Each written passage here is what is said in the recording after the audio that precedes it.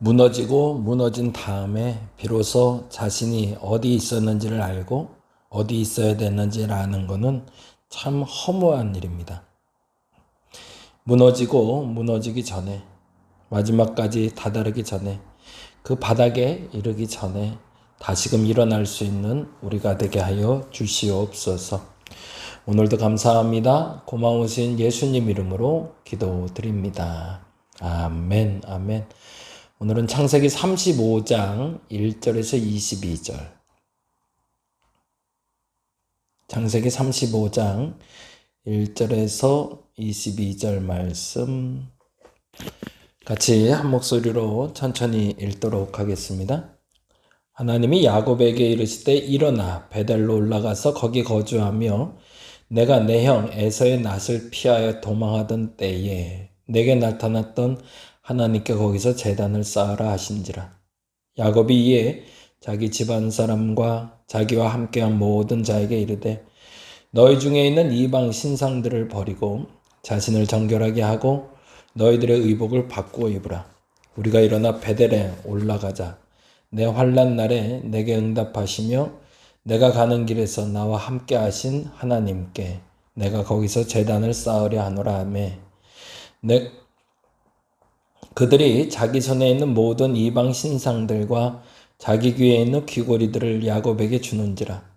야곱이 그것들을 세겜 근처 상수리 나무 아래에 묻고 그들이 떠났으나 하나님이 그 사면 고울들로 크게 두려워하게 하셨으므로 야곱의 아들들을 추격하는 자가 없었더라.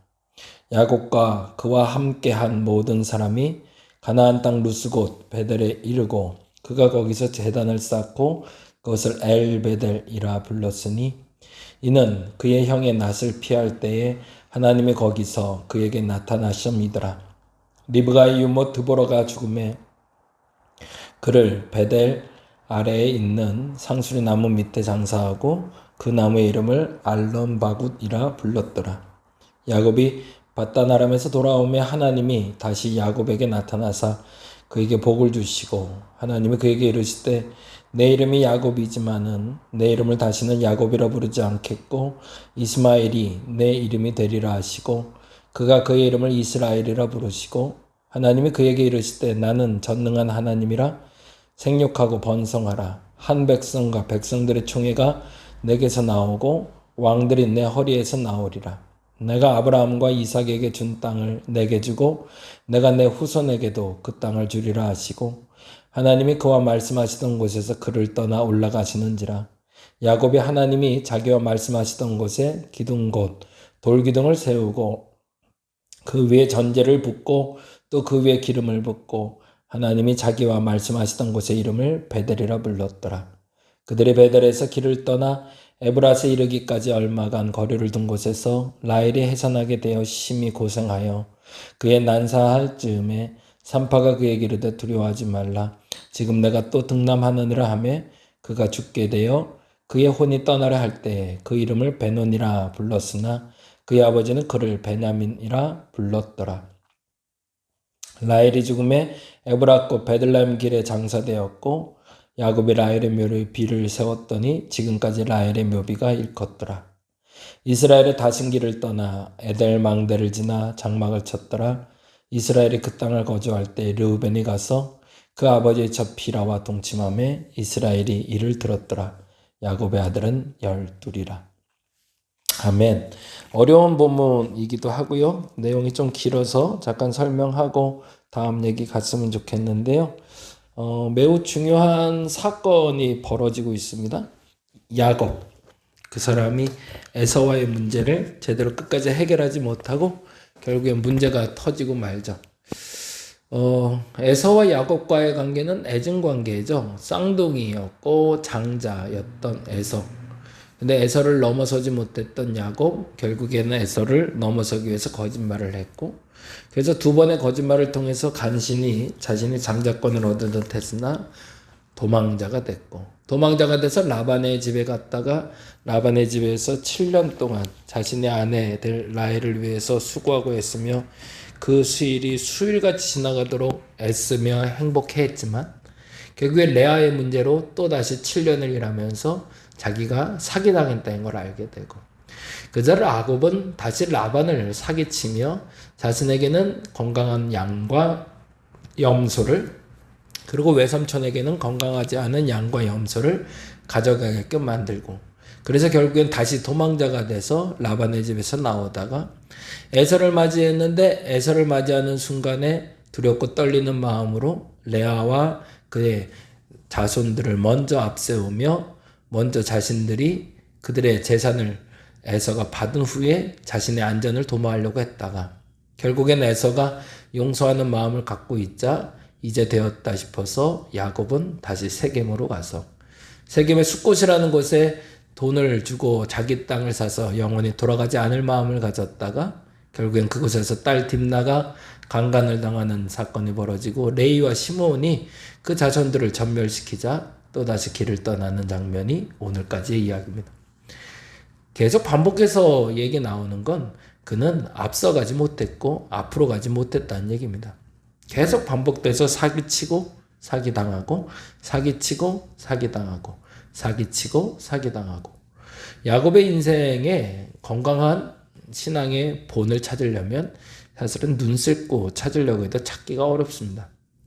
다행히 하나 분명한 것은 그는 시마다 때마다 어려울 때마다 하나님을 찾는다는 것이고, 그때마다 하나님은 또다시 속아주시며 그의 손을 들어주셔서 그가 간신히 연명해가는 과정을 보는 거죠. 복된 삶을 살았다기보단 늘 긴장된 삶, 늘 불편한 삶을 살고 있는 거죠. 어제도 우리 신슬기 청년 회사인 오빌기 공소에 가서도 그 얘기 드렸는데, 우리에게 꿈이 있는 건 참 행복한 일입니다. 앞으로 해야 할 일, 앞으로 하고픈 일이 생긴다는 건 매우 매력적인 일이죠. 그리고 그 일을 하는 동안 너무너무 행복했고 감사했다 말할 수 있고, 그 결과까지 좋다면 이루 말할 수 없죠. 그런데 중요한 건 그게 꿈인가 욕심인가 분명하게 분별할 수 있어야 됩니다. 만일에 꿈이라면 말씀드린 대로 늘 그렇지만 주변 사람이 지금은 조금 어려운 듯 해도 이후에는 반드시 서로 행복했다, 함께 행복했다 말할 수 있지만, 만일에 그것이 꿈이 아니고 욕심이라면 진행되는 동안 좀 어려운 건 동일해 보여도 결국에는 누군가 하나만 행복해지고 나머지들은 불행해지는 결과를 가져올 수밖에 없죠. 눈 뜨면 없어라 라는 김한길 씨가 지은 책에 나온 이야기하고 비슷한데, 본인은 기자로서 조선일보의 주간이 되고, 그리고 아내는 미국의 변호사 자격증을 딴 순간 수도 없이 수고하며 애쓰며 정말로 성공한 젊은 부부라는 말을 듣기 시작했을 때 우리는 이혼할 수밖에 없었다라고 말한 것처럼, 가장 행복하고 가장 필요하게 여겨지는 것들 중에 소소하게 여겨졌던 것들을 무시함으로 더 큰 것을 잃게 되는 경우를 보는 거죠. 야곱은 성경에 있는 그대로만 보자면 그냥 그렇게 열심히 살았어도 결국엔 하나님의 장자가 될 수 있었습니다. 왜? 그것이 약속이었으니까. 근데 그가 치고받고 억지로 본인이 얻고자 했을 땐 오히려 마치 미끄러운 공처럼 그의 손을 계속 빠져나가게 되는 거죠. 그러니 그의 손을 빠져나간 수많은 그 복의 근원들, 복의 시간들, 그 기쁜 시간들은 다 잊혀지고 고난과 역경의 삶을 살고 있는 야곱을 보게 됩니다. 오늘도 마찬가지죠. 결국엔 모든 걸 다 잃고 다시금 길을 떠나는 야곱은 비로소 다시금 베델, 하나님의 집, 엘베델, 하나님의 집의 하나님이라는 곳으로 다시 찾아가게 됩니다. 원점인 거죠. 이 부분에 대해서 저와 여러분이 분명해졌으면 좋겠습니다. 열심히 사는 듯 해도, 최선을 다하는 듯 해도, 뭔가 어너지는 듯 해도 손에 쥔 모래들처럼 한순간에 쫙 빠져나갈 때가 있어요. 허무하게 느껴지죠. 정말 최선인데, 정말 열심이었는데 그 열심의 결과가 내 맘 같지가 않아요. 이유는 반복적으로 원점으로 돌아가는 나의 태도에 있다는 것 기억해야 됩니다. 야곱은 그때까지도 알지 못합니다. 끊임없이 그는 욕심을 부리고 있고 하나님의 복을 추구하고는 있지만 그 욕심은 모든 사람을 힘들게 만들고 하나님의 꿈으로 변모되지 못하고 있죠. 하나님의 꿈이라면 전제는 내가 잘 되고 나로 말미암아 주변이 잘 되는 것인데 그 결과를 한 번도 야곱은 얻지 못하는 겁니다. 그리고 심지어 오늘 본문의 마지막엔 르우벤이 아버지의 침상에까지 오르는 장면을 보게 되죠. 최악의 상황까지도 가고 있는 거죠. 뭘까? 도대체 왜 이럴까? 우리는 질문하고 답할 수 있어야 됩니다. 똑같이 신앙생활을 하고 있는데 어떤 사람은 하염없이 끊임없이 반복되는 사람이 있어요. 늘 그래요. 변화되지도 않고요. 삶도 상황도 그리고 하고 싶은 일도 하나도 이루어지지 않습니다. 그냥 반복된 패턴대로 맨날 다람쥐 쳇바퀴 돌듯이 똑같은 길을 똑같이 걸어가고 있을 뿐. 반면에 어떤 사람은 쉬엄쉬엄 하는 것 같고 그냥 설렁설렁 하는 것 같은데도 앞으로 성큼 나가는 사람이 있습니다. 뭐가 다를까요? 다시 한번 말씀드리지만 내가 지금 내 손에 쥐어진 그리고 내 앞에 보는 것들이 욕심인지 하나님이 주신 꿈인지 분별할 수 있는 지혜를 저와 여러분이 가질 수 있기를 간절히 바랍니다. 말씀드린 대로 성경은 방향을 얘기해 주지 방법을 얘기해 주지 결론을 얘기해 주지 않습니다. 이렇게 살아라. 그리하면 이렇게 될 것이다지 이렇게 살면 그 즉시 바로 내가 그렇게 살더라도 얻어지는 건 아니라는 얘기입니다. 어떤 방향으로 나가고 계시나요? 내일을 향해 꿈을 가지고 나갈 수 있는 여러분 되시기 바랍니다. 내일을 향해 여러분의 욕심을 가지고 있다가 또다시 원점으로 돌아가는 그런 어리석음이 없는 저와 여러분 되시기를 간절히 바랍니다. 기도하겠습니다. 하나님 앞에 꿈을 갖는다는 것은 매우 중요합니다. 그 꿈이 비전이 되고 그 비전이 하나님의 일을 그리고 나의 삶을 윤택하게 할 겁니다. 믿습니다. 그렇게 될 겁니다. 그렇게 되어야 합니다. 하고 싶은 일들이 해야 할 일들이 하나님의 꿈이 되게 하시고 내 욕심이 되지 않게 하여 주시옵소서. 오늘도 감사합니다. 고마우신 예수님 이름으로 기도드립니다.